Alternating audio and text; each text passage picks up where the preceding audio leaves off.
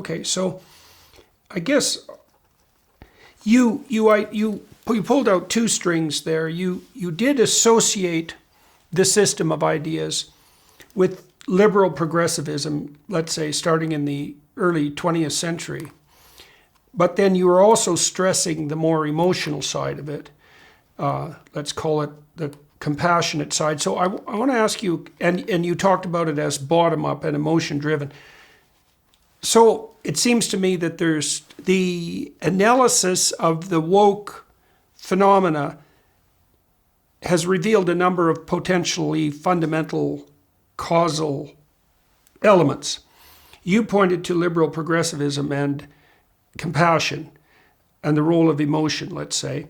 Other people have pointed to the role of like a kind of a meta-Marxism. So it's the Marxists, of course, divided the world into victim and victimizer, essentially on economic grounds. And the difference now is that same narrative seems to play out.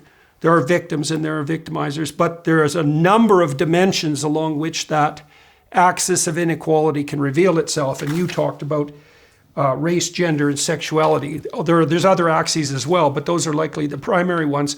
And then with regards to the emotional side, this is something I can't help wondering about, and no one is talking about it, and I can understand why. We did a series of studies that were published in 2016, which was pretty much when I left the university, so it never got completed. But we identified a group of ideas that hung together statistically that we called politically correct authoritarianism, deviated to some degree from, say, the liberal progressivist ethos, in that the people who adopted this set of ideas were perfectly willing to use compulsion and force.